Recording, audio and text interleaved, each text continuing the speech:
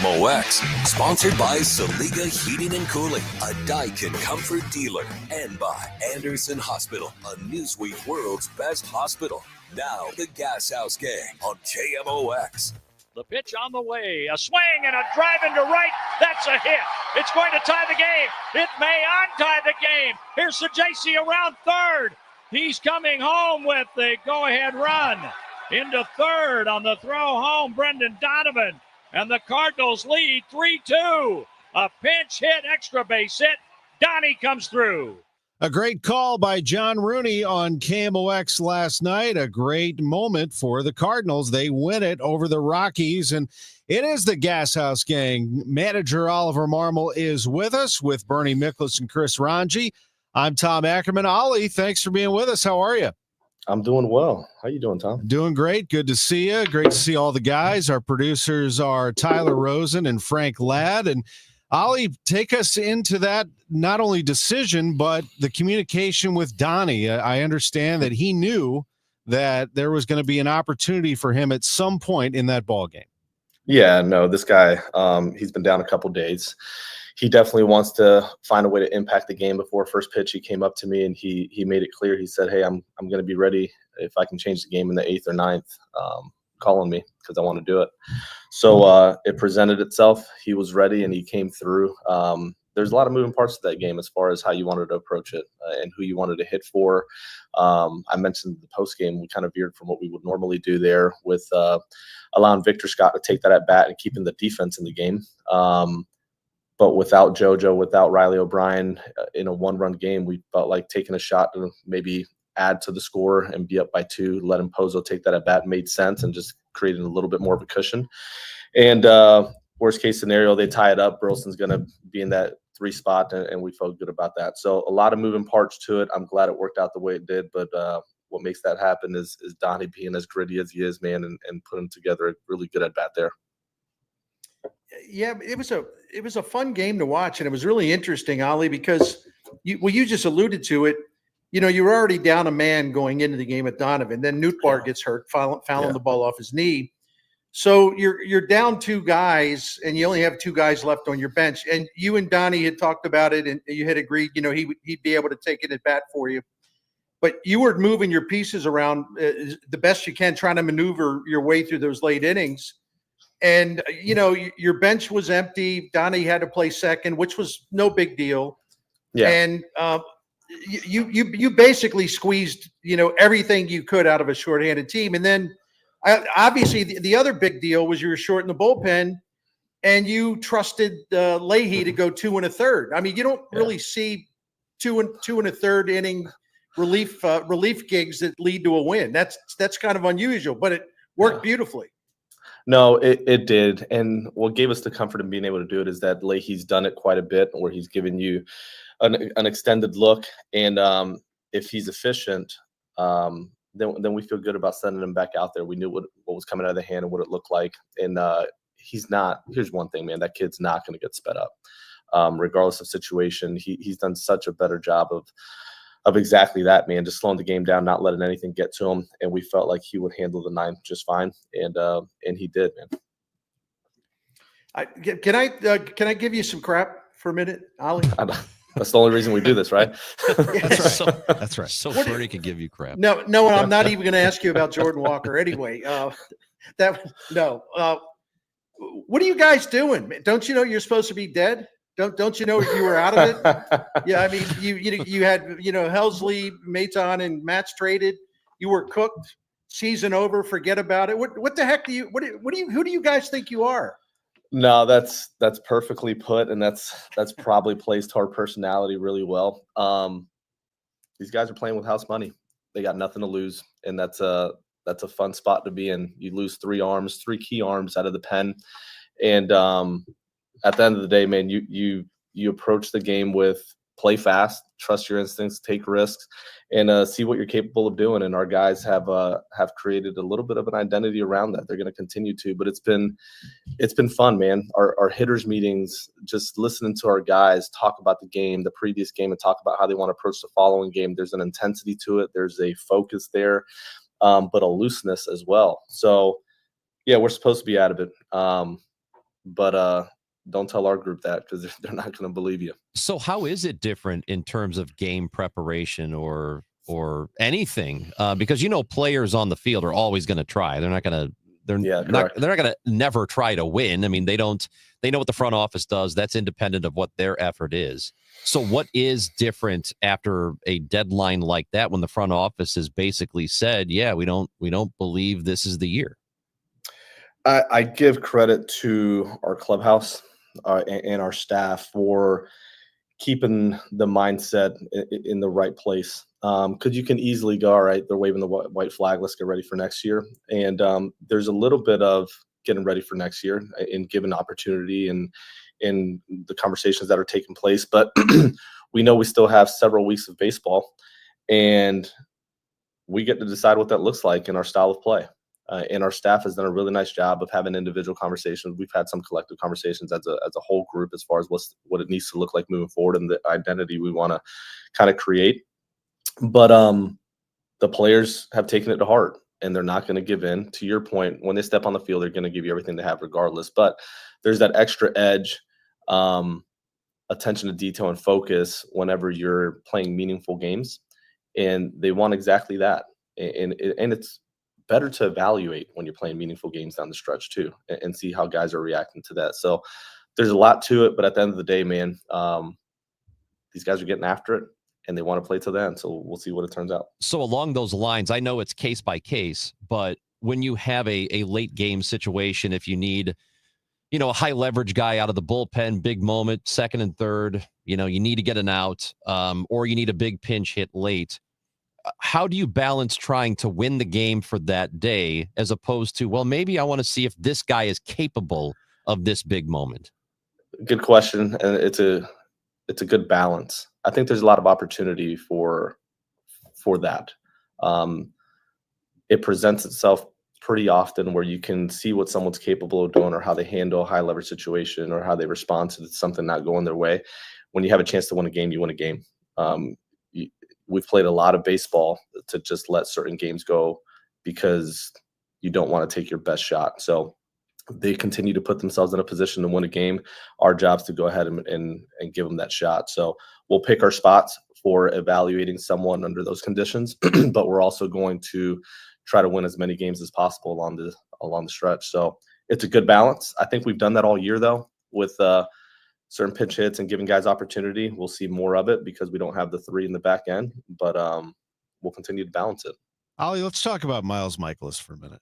I mean, he's carrying a no-hitter into the 6th inning yesterday. He goes into the 7th inning yesterday. His home road splits are pretty severe. His home ERA 3.56 away. He's 6.47. Is there anything to that? I mean, Busch Stadium plays well to pitchers, but last year it was different, wasn't it? I mean, he was better on the road than at home last year. Yeah, it's tough to – I mean, I don't think there's a good answer to that other than there's some randomness to it. There's games on the road where he's done a really nice job. There's games at home where he's done a really nice job. So I can't put my finger on exactly the why. Yesterday was a good game for him. And this is a group that has a decent amount of chase to them. They'll leave the zone, and if you know what you're doing, you can exploit that a little bit in how you approach them and your usage and kind of where you go. He throws a lot of strikes yesterday. He did a nice job staying out of the heart of the plate and mixing enough and being unpredictable to get a lot of just weak contact. So yesterday was a good day for Miles. But you still debate. I'm not sure if I do it the same way. I mean, this is one of those games where no one ask the question because you end up with a win, right? But if I had to do it all over again, I'm not sure if you let him face Doyle there. If you just go for a little bit more swing and miss with Leahy and try to end the inning there and then continue to use your pen accordingly. So I went back and forth on that one. Thankfully, the offense comes through and we walk away with the win. But that's one of those where you don't get questioned on it. But I'm not sure if I do it the same way. Ollie, let's talk about the controversy of the day, which you've explained this a lot, right? But you've got so many players. Usually one day, one guy that you would like to play is going to sit out. Yeah. Because you're rotating guys. And so you didn't start Walker yesterday. And I'm sure kind of, social media was in an uproar. This is an outrage. Social media is never in an uproar. Yeah, no. Yeah, so always calm. And Ollie, I'll tell you this. You never met my wife. You would like her, but I was sitting there and I was going, I can't believe he's not starting Jordan Walker in this game. And she told me, she said, well, maybe he knows better than you do. So why don't you just shut up? And I said, okay. Man, anyway, I love your wife. Now I love her. So anyway, no, but all kidding aside, I know that's a tough decision for you. And it's not like you're randomly saying, oh, I'm going to put his butt on the bench today. No. Talk us through how you make those decisions. Yeah, it's actually, it is a tough decision because Vic, I think that would have been 3 out of 5, 4 out of 6 games he would have sat, if I'm thinking about that correctly. So that's Newt's back in the lineup. Like, you have to play him as well. Walker's starting to catch a little bit of a rhythm, and you want that to just continue without any days off. As a hitter, man, you just want to ride that out. So it's a tough decision. It really is. So we sit there, and I sit there with the Scalzo and John Jay, and we talk through, all right, the schedule for the week. In a perfect world, if everyone stays healthy and feeling good, who plays on what day, and we have the starters lined up for the next 5 or 6 days. And our starter as well, as far as, all right, ground ball guy, maybe we can afford to have Newton center rather than our best defense in Vic in center. And that's a day where maybe McGreevy's on the mound or Palante's on the mound, where, man, less fly balls. So you're trying to mix and match that way, but it's not perfect. It's not going to be. It sucks. It is what it is. Someone's going to sit that you want in the lineup every single day. And that's just, we have more players than at-bats available at the moment. And I want Walker to have a run. I mean, gosh, there's been so much conversation and progress and, conviction behind the stuff that you just want to ride in every day. But someone's going to have to sit, whether that's Burleson, which that's tough to do, whether that's Vic, you want to continue to develop him, or Newtbar. You have to find out, man, what do we really have here? Because I do think Newt has a really high ceiling, and if he stays healthy, like he needs to get in a rhythm. So there's more players than at bats, which makes it hard. So you were mad about Walker, someone's going to be mad about something else today. Is there somebody in particular that you feel like you want to get in more often, but you just can't because of the makeup of the roster?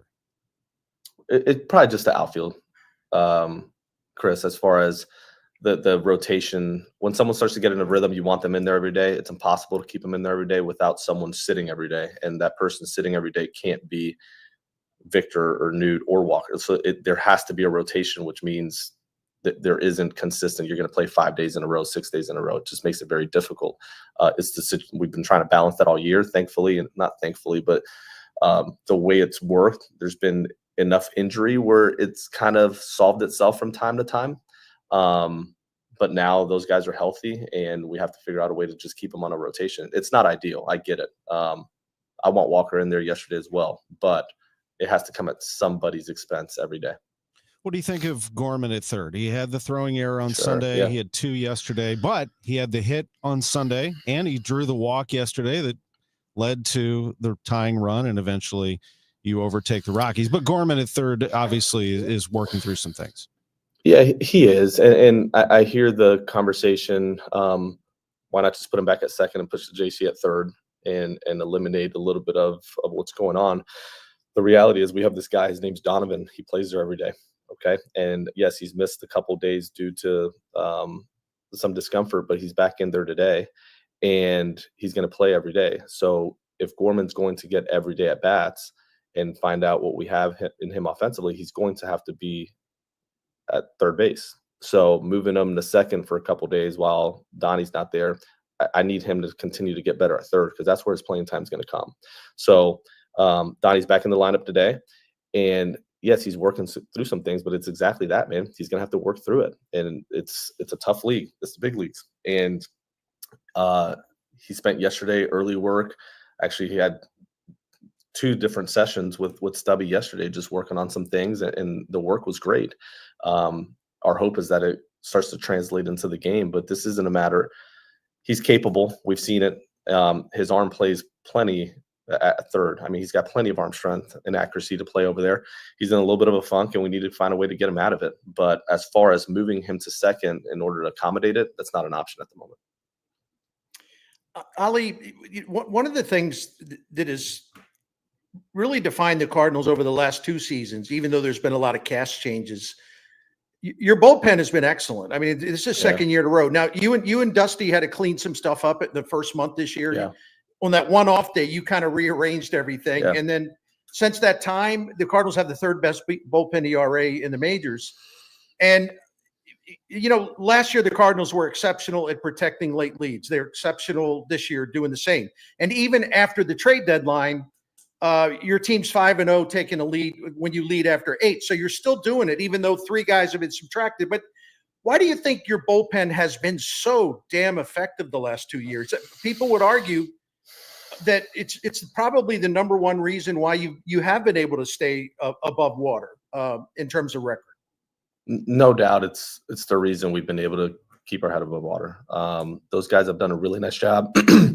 Dusty and Hooley have done a really nice job of creating an identity, even post deadline. Man, the conversation was based around opportunity, but also, guys are gone, and certain guys need to step up and create an identity around pitching with no fear and getting after it and showing everybody what you're capable of doing. And they've done exactly that, man. You look at what opened my eyes, Swanson in LA, that was fun to watch, man. He was on the attack. He had no fear and went after those guys in a heavy lefty lane. It didn't matter. JoJo's done his job. Riley's done his. Everyone has stepped up and done a pretty nice job, even while losing those 3 arms. So the game plan has been good. They've been convicted behind the plan, and a credit to them for executing it and for their aptitude and being able to take to what Dusty and Hooley and Keek and those guys are asking of them. But to your point, that's been a strength, and kind of the stability of our season has been there. That pen has done a really, really nice job. Our visit. Could I ask a real quick follow-up? I'm sorry. But I've covered all these managers, and they've all said the same thing. A really big part of a successful bullpen is each guy, they like to know their role because they can mentally prepare. And it seems to me that that's one thing you have really focused on, making sure they understand their role. And so you and Dusty and the coach, you've instilled that stability. But tell us how important that is, where they do know what to expect when they come to the ballpark. For the most part, it's a big deal. I don't think I did that well early, compared to the last couple of years of those guys showing up to the ballpark. They know what lanes they're going to get and why. Who's going to, when you look at the way we use Matz and Leahy for multiples to get us to our back end in Phil and JoJo and Helsley, it was clearly defined. If it was a righty lane for multiples, Leahy was going to take it and get us to the back end. If it was lefty heavy, Matz was going to do it. And then we were going to hand it to, depending on where we were, Phil for a righty lane, JoJo for a lefty lane, and then Helsley was going to shut it down. Now that you don't have that, there's still some clarity as to who's our up guys, who's our tied guys, who's our down guys, and who we trust in certain situations. And you start to redefine that down the stretch with new guys and new opportunity. But guys showing up knowing when they're going to pitch, score, lane, gives them some comfort. And I think that's been a key part of it. And I think we've done that better over the last couple of years than before. It's the Gashouse Gang on KMOX. Our chat with Ali Marmol is sponsored by Siteman Cancer Center, national leaders in cancer. We'll get into some of your questions and comments on the stream. We're on X, we're on Facebook, we're on YouTube, and we're on KMOX, and we'll be back right after this. Hi, my name is Christina Straight, the owner of Straight Realty, and I'm asking you, what do you want in a realtor? Do you want experience? I've been a broker for over 21 years. Do you want to know how much I've sold? I've sold over $500 million, yes, $1 billion with a B, in sales. Do you want value? I now list properties for only 2%. So if you're looking for all these things and want the best, then call me 314-441-4444. Why pay more than 2? You can also listen to my podcast on my website, straightrealty.com. Commissions are not regulated and unenforceable. Straight Realty is a licensed broker in the state of Missouri. Hello, fellow Missourians. This is your Congressman Bob Onder. My top priority is serving you. Whether you need help with a VA claim, Social Security, Medicare, or any other federal issue, my team and I are here to cut through the red tape and give you answers. In the last 6 months alone, we have returned over $1 million to taxpayers. Call my office or visit my website, onder.house.gov, to learn more. Missouri is my home, and I'm honored to serve you in D.C. Paid for by official funds authorized by the House of Representatives. You're listening to Leaf Filter Radio, and the guru of gutter protection himself, Chris Coonahan, is here to take your most pressing leaf-related questions. Hey, everybody, Chris here. I understand we have Ron on the line. Ron, where are you calling from? Uh-oh. Ron, are you calling from a ladder? Well, I was. I wanted to ask Chris what I need to do to get my gutters ready to have leaf filter installed. Oh, Ron, you don't have to do anything. A Leaf Filter Trusted Pro will come out and clean out your gutters, realign and seal your gutters, and install Leaf Filter, America's #1 gutter protection system. So I didn't need to get on this ladder? Ron, Leaf Filter Trusted Pros are in your neighborhood and ready to help. Just visit leaffilter.com/deal to schedule your free gutter inspection and get up to 30% off. Thank goodness.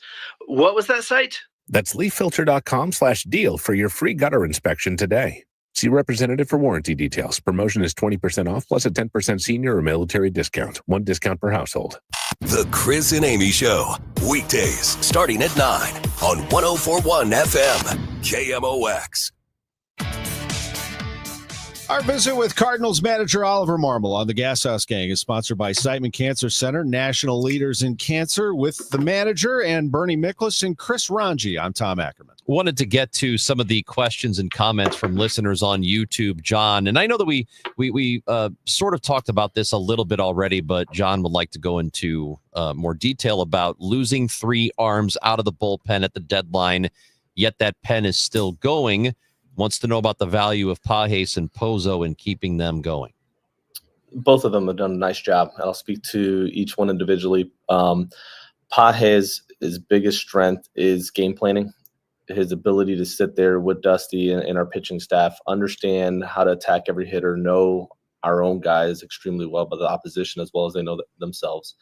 And know when to veer from that plan depending on what the game is telling him to do. Like, he's very, very good at that. That's probably the thing I value the most with Pages.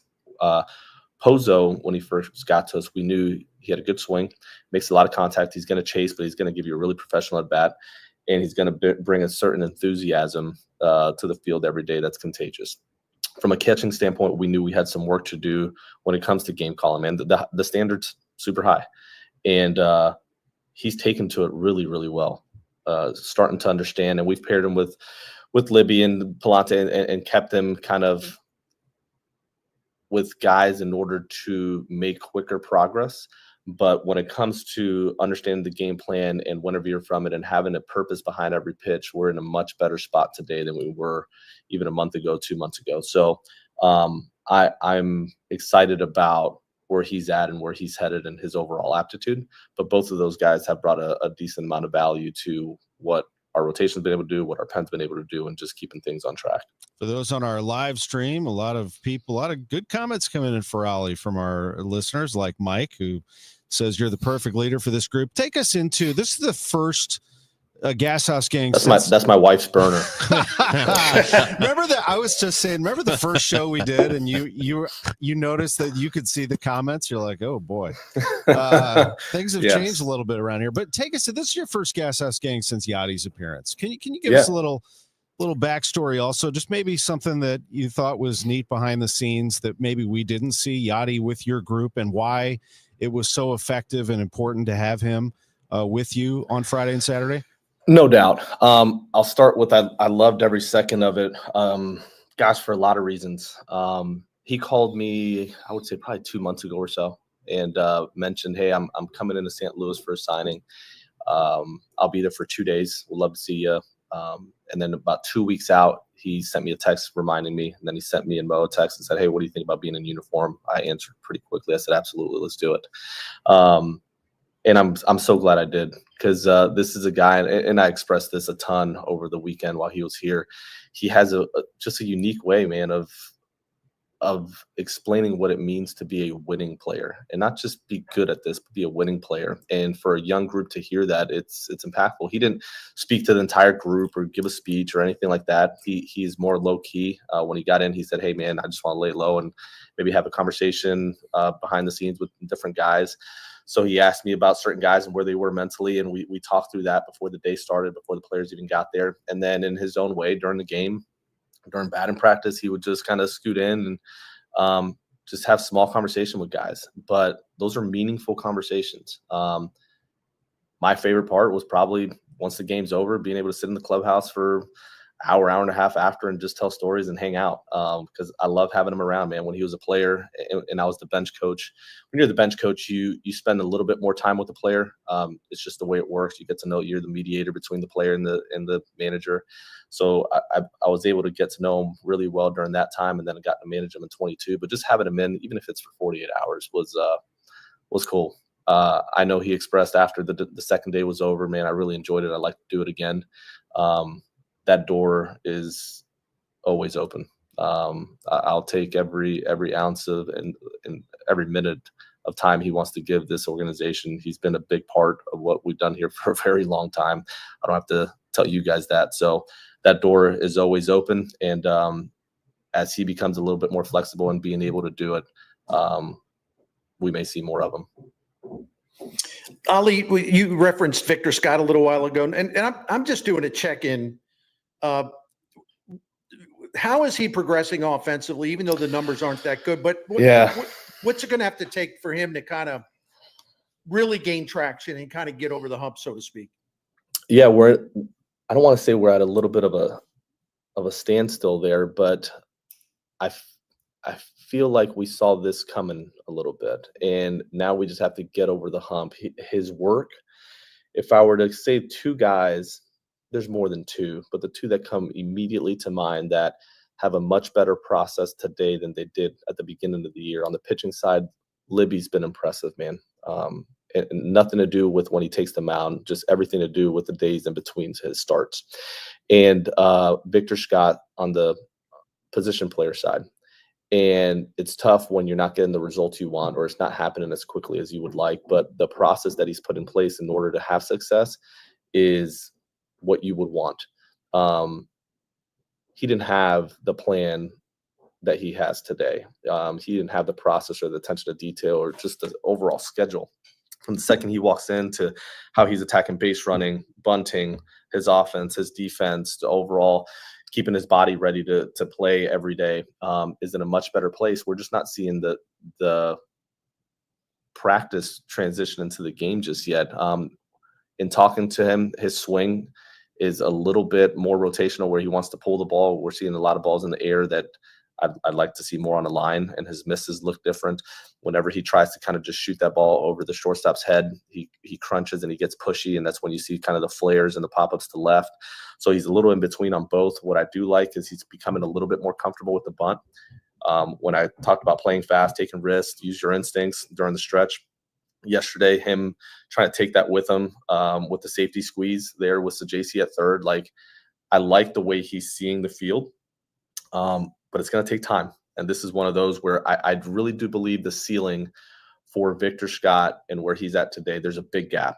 And we have to do everything as a coaching staff, in my seat and everybody on the hitting side, just make sure that we continue to make progress towards that. Mason Wynn's no different, man. He's having a good year. Defensively, he's an absolute stud. Offensively, he's starting to put it together, and we're seeing some really good at-bats. And what I'll tell you is he's nowhere close to his ceiling. I mean, this kid has a chance to be a real star.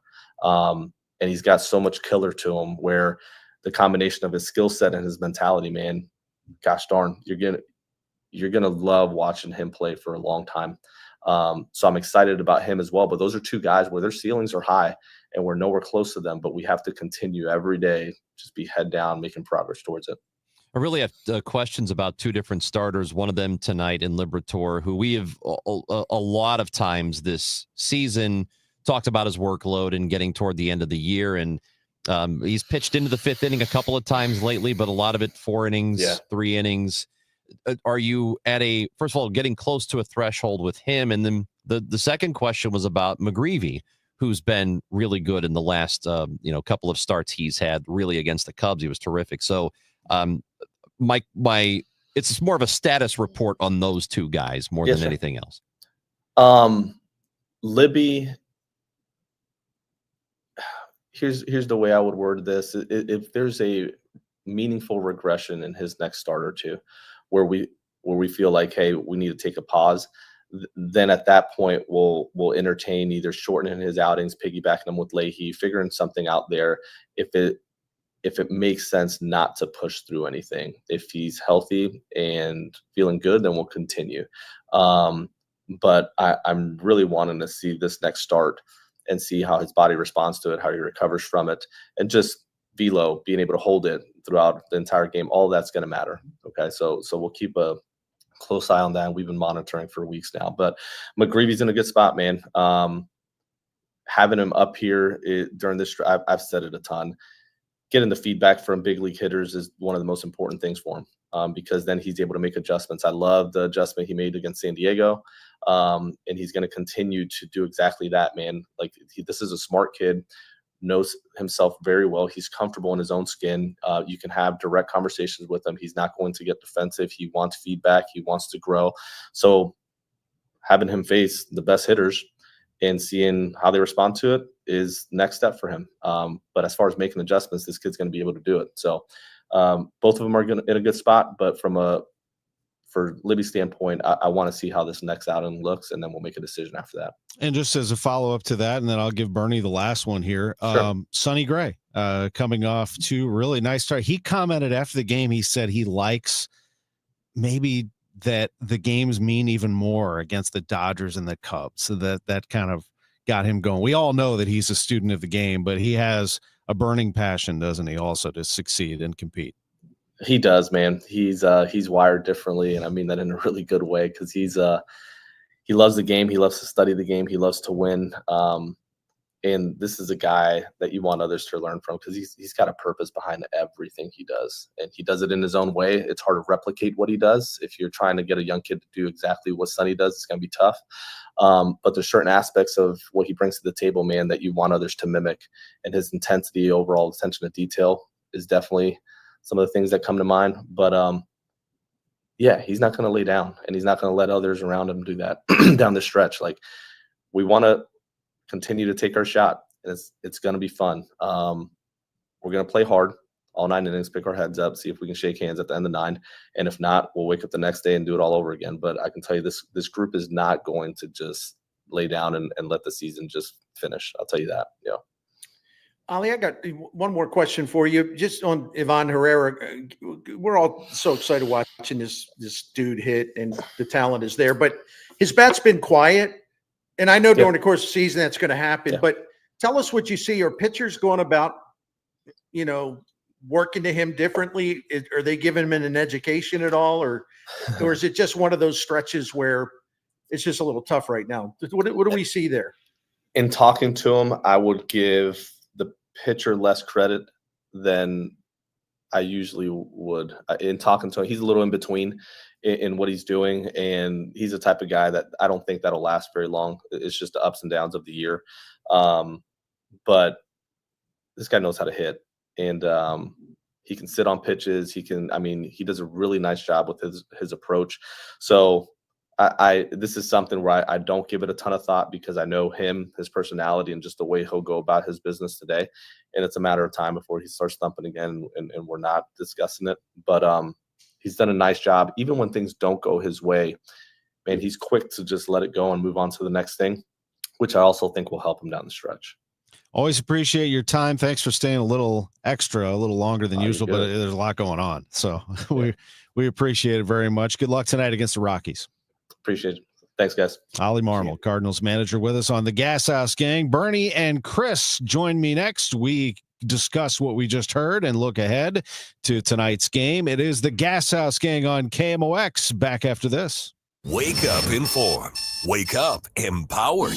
Wake up to Total Information AM, your morning must. Hi, this is Debbie Monterey. I'm Megan Lynch. This is Tom Ackerman. From local news to breaking headlines to weather, traffic, and the stories that matter most, we've got you covered before your first sip of coffee. Expert analysis, bright perspectives from the people you trust. Total Information AM, your day starts here. Mornings beginning at 5 on 104.1 FM. KMOX. Why do the national tax resolution firms need the tiny fine print at the bottom of all their TV ads? Hi, this is Lance Story with the Lance Story Law Firm. You don't hear fast-talking disclaimers in our ads because the claims we make are 100% transparent. The Lance Story Law Firm primarily focuses on one thing, IRS problems, and we're regulated by the Bar Association, and we have a AAA rating with the Better Business Bureau. IRS issues are serious legal issues. The Lance Story Law Firm has helped thousands of clients navigate the best resolution plans, and we tell you up front exactly how much it'll cost. Tax resolution law is all we do. So before you send money to some out-of-town, high-pressure salesperson, give us a call at the Lance Story Law Firm, located right here in St. Louis. Call today to schedule your free consultation with me, 314-260-6120, or visit LanceDruryLaw.com. The choice of a lawyer is an important decision and should not be based solely upon advertisements. Home title theft. It's on the rise, and it's devastating if it happens to you. Listen to the alarming words of an actual home title thief. I don't need to know your date of birth and social security number. All I have to do is go to public records, create a document, and file that document. And then I can borrow against the house or sell the house. You may have no clue until you find out that your house has been sold or till several loans or several banks are foreclosing on you. For pennies a day, Home Title Lock puts a virtual barrier of protection around your home's title with 24/7 monitoring. The instant they detect any tampering, you'll get an alert, and that's bad news for home title thieves. So when's the last time you checked on the title to your home? Find out if you're already a victim with your free title scan and complete title report. $100 value free with sign up. Just go to HomeTitleLock.com and sign up in minutes. That's HomeTitleLock.com. HomeTitleLock.com. Fairwinds River's Edge is more than a place to live, it's a place to belong. Come see why we have been voted Best Independent Senior Living Community for 4 years in a row by U.S. News & World Report. We think you'll like it here, and the experts agree. Come see us for yourself. Call to schedule a tour and complimentary lunch, or to learn more about our upcoming charity golf tournament benefiting the VFW National Home. Find us online at fairwindsriversedge.com. Chris Ranji for Siteman Cancer Center, and you have to know that you are somebody's favorite person, and your health matters not just to you, but it matters to people who care about you. Getting screened early for any cancer, whether it's colon or breast cancer, prostate cancer, or lung cancer, it is important to do that. Siteman has set up a website called GetScreenedNow.com. And when you go to it, it's going to help you find a location nearer you. If you live a little farther out from St. Louis and don't want to make the trip into the city, you can get screened closer to home. GetScreenedNow.com, because for me, I'm over 45. It's time for that colonoscopy. Third leading cause of cancer-related deaths in both men and women. And GetScreenedNow.com will help you find a location that is good for you. Doing it early, really, really important. GetScreenedNow.com. Hey, it's Jeff Sachs at Sachs Financial, RetireSafeSTL.com. Have you ever wondered what it's like to work with a financial advisor? Are you in your 50s or early 60s and really haven't talked to anybody about how you retire? Give me a call today. Check out our website, RetireSafeSTL.com. Today, the Cards, the Rockies. Ameren Total Access 550. Cardinals Radio, 104.1 FM, KMOX. It is the Gashouse Gang, sponsored by Saliga Heating and Cooling, SaligaHeatingandCooling.com, and by Anderson Hospital with Bernie Miklas, Chris Ranji. I'm Tom Ackerman. Bernie, what'd you think of the skipper the last couple of segments? No, I think it was good. It's sort of, he takes us inside of his team's mentality, which I think is, I think it's pretty strong mentality. Because listen, we can sit here and, try to pretend the Cardinals are better than they really are. But as we all know, I mean, since this season changed dramatically for them, and not in a good way, starting on June 30th after they had swept the Guardians. And since then, they've scored the fewest runs per game in the majors, and their starting rotation is 28th in terms of ERA in the majors. And despite that, those are two pretty big things working against you. Despite that, just when it looks like you can say, well, they took a shot at this thing, but it's over. They're just going to kind of fade quietly now. Maybe they'll finish 8 or 9 games under 500. Every time you start to think those things, I'm speaking for myself. Here they come roaring back. They're just basically not going to lay down, like you said, and I admire that. I mean, it is a flawed team, but there are no flaws when it comes to their competitive character, and I admire that. And Chris, I told you off air, I looked at Fangraphs earlier today, and the Cardinals had a 10% chance of making the playoffs, while the Mets, Padres, and Cubs were way ahead of them, and they're the teams, along with the Reds, that they're chasing for the wild card. Mets were like 78, Padres about 90, Cubs were 97, but still, you're sitting here, you look at the standings, you're like 3 games out of it with August 12th on the calendar. There's a lot of time with a softer schedule. You still have to play it, though, and you got to have a great rotation to do it. You do, and the Cardinals don't have that. So that's the one thing that makes me, if you're going to believe in the possibility of making a run here in the final 6-7 weeks of the season, that's the one thing that gives me the most pause. You can do it with, an okay offense or not a very good one.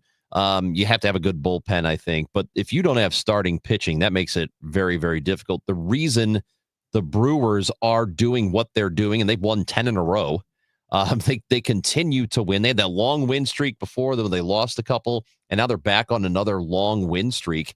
They are just putting it together because of their pitching. It's been really strong top to bottom. The Cardinals don't have that. But it doesn't mean they can't still be playing interesting baseball in the middle of September or the 3rd or 4th week of September, which is what I'm kind of hoping happens here. Just to, I know guys will tell you that how the season ends the year before doesn't have a whole lot of impact on the following year because you have so many months off, so whatever. But I would still like to see them finish strong because I do think there is a little value in that. There is. And Bernie, a couple of nuggets that we got out of that last segment. One, Donnie is going to play tonight, so he's good to go, which we saw yesterday with a great hit. But also just your thoughts to follow up on his comments on Libby, because he said this now where if there's one more regression, they're going to do something. What do you see them doing? What would you like them to do? I should ask you.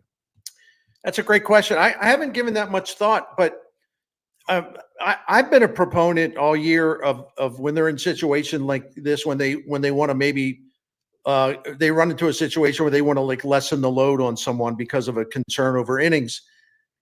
They have a strong bullpen. They have a lot of bullpen depth. That's one thing I've thought, which is they really should use the opener. They never do really, and in a way I don't understand that because Ollie's a modern thinking guy. He's not stuck in the past. And some of the best teams in baseball use openers, which means a reliever starts the game. It might go 1 inning, it may go 2 innings, but you can also use a guy like Libator, where you bring him out and he'll give you 2 or 3 strong innings. And then to try to preserve him, without putting him at any injury type risk because of innings load that he's not used to this year, first time doing this, you let him go 2-3 innings and then, you get him out of there. I mean, that's like having an opener, and yet you're also keeping him working and keeping him sharp. So that's one thought, but I don't have an obvious answer about what's the best thing to do. But that's just one thought that I have had for a while, that something like that could work. Let's take another break and talk more about it. But I know one thing you have a definitive answer on, and that is the best heating and cooling company for us.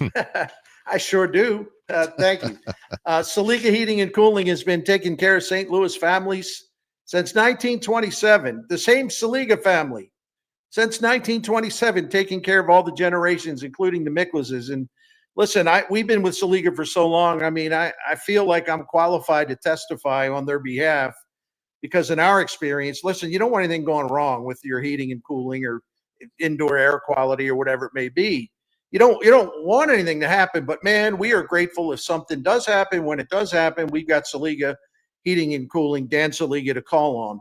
And because in our experience, 100% in terms of trust and honesty and 100% professionalism and knowledge, 100% in prompt service and getting back to you. They don't leave you hanging. They never try to upsell you, never try to talk you into something more expensive. As I like to mention, because it's important, in our vast experience with Saliga Heating and Cooling, this Daikin comfort dealer over the last 16, 17 years, Saliga always looks for cheaper, less expensive solutions to solve a problem. They don't go straight to like, oh, you're going to need a whole new this, and it's going to cost you this. No, they try to save money for their clients, and that's how they build customer loyalty. And we're a good example of that. One more thing before I go, because it's related to what I just said. They have it's called the Priority Club, pardon me. It is a maintenance program that will save you money by extending the life of your current equipment. And I can testify to that as well. It has saved us a lot of money through the years. So take a look at the Priority Club or anything else by going to SaligaHeatingandCooling.com. You've got a ton of equity in your home. You're sitting on a gold mine, and you could do so much with all that cash, like travel, invest it, or pay off debt, but you can't touch it unless you sell your home. But you really don't want to move. And besides, homes are sitting on the market for a long time these days. You're trapped, right? Well, not with TrueHold. With TrueHold, you can cash out your equity in as little as 30 days. And listen, you don't have to move. You can stay in the home you love as a renter. So that's TrueHold's Sell and Stay program. You cash out your entire home's value and stay put. TrueHold even covers property taxes, property insurance, and essential repairs. So imagine using that equity to travel, invest, or pay off debt and stay in your home. It's brilliant, especially in this slow market. You get an all-cash offer now by calling 1-855-300-9993. You can also visit TrueHold.com, the smarter, faster way to cash out on your home's value without moving. That's TrueHold.com. Have you ever wondered what it would be like to stand on the mound and throw out the first pitch at a Cardinals game? Well, this is your chance to experience it for yourself all week long. Listen to Total Information AM for your chance to win the grand prize of a first pitch at the August 17th Cards-Dodgers game and a Shanco gift card. Grand prize courtesy of Shanco. More information on how you can throw out the first pitch? Log on to KMOX.com/contests. Hey guys, Glover here with my friend Mark Cantor at Cantor Injury Law. So as you know, I'm a lawyer, so I take this very seriously. Mark is a great attorney. He has a great team. He is from St. Louis. He is local. Call 314-628-9999 or visit CantorInjuryLaw.com. The choice of a lawyer is an important decision and should not be solely based on advertisements. I'm Ed Evans, CEO of Consumer Cellular. We're dedicated to serving people 50 and up like me. Our needs are different. Big Wireless wants us in an unlimited plan, but if you're not using all that data, you're probably getting used. At Consumer Cellular, we're focused on affordable, reliable plans, including data that suits your needs, not ours. Our plans start at just $20, and you'll get the best customer service in the business. Call 1-888-FREEDOM, visit consumercellular.com/fax or a store near you. Plans include $5 credit for auto pay and e-billing. See site for additional facts. Now that I'm a dad, I can't stop thinking about what would happen to my kids if something happened to me, like losing the house or not affording college. Yeah, that used to keep me up at night too. It's why I finally got life insurance from Ethos. It's 100% online. No medical exams, just a few health questions.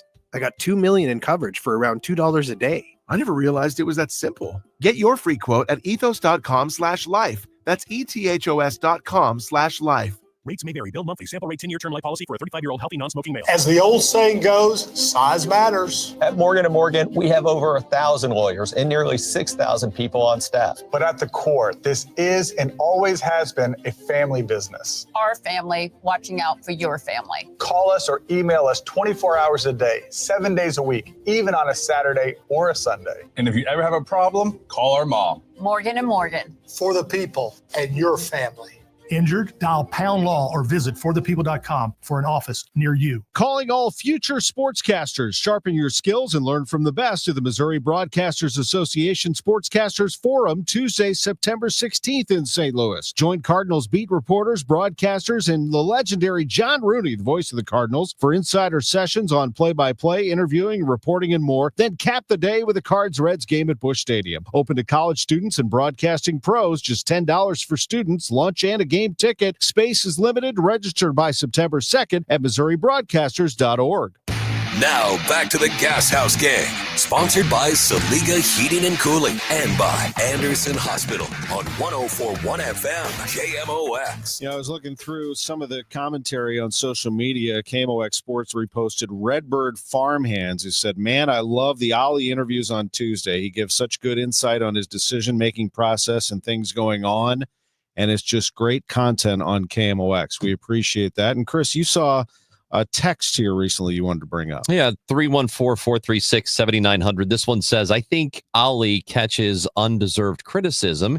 He's the product of a very poor roster. I think he is doing a very good job with what he has. I'd like to see the team improve the talent and see how it goes from there. And I mean, I say this all the time when it comes to baseball teams, and it's true in all sports, but in baseball, maybe you can make the argument more so than others. That talent, it makes so much bigger difference than I think even coaching does.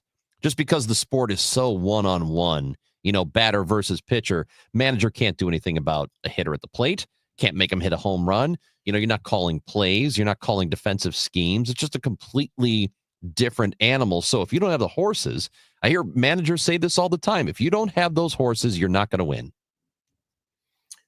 Can I throw something in that talks about why I think Ollie Marmol has done a good job the last couple of years? 2023 was rough for everybody, including him, but I think he learned a lot. Run differential is a pretty big deal in baseball. You see teams very, very rarely defy a negative run differential. It's basically sentences you to a losing record. Since the start of last season, the Cardinals are a minus 64 in run differential. Okay. That's a lot. Based on that, their record, they're winning based on that since the start of last season, their winning percentage should be 475. Okay. Based on the negative run differential, their winning percentage should be 475 since the start of last season. You know what their winning percentage is since the start of last season? 511. So I mean, yeah. I mean, seriously, can people even just pause for a second from all of the hate, all of the screaming and hate about this guy to acknowledge that I think he knows what he's doing, even though it doesn't mean he'll do some things that will cause all of us to say, what is he doing? But that doesn't mean he's a bad manager, because every manager in the history of the game makes decisions. Yeah, and makes bad decisions. The thing you're talking about, Bernie, is that Pythagorean that you can find on Baseball Reference. And according to it, the Cardinals should be 58-62. They're 3 games better than that.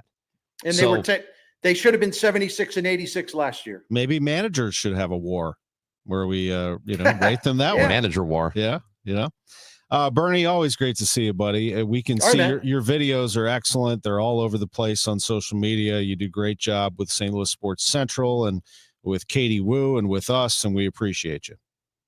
Appreciate all you guys, and I love KMOX. Great to have them. Gashouse Gang, sponsored by Saliga Heating and Cooling, SaligaHeatingandCooling.com, and by Anderson Hospital. Cardinal baseball tonight at 6:45 and a day game tomorrow. We will see you soon. Thanks for listening and watching the Gashouse Gang. Named one of Newsweek's world's best hospitals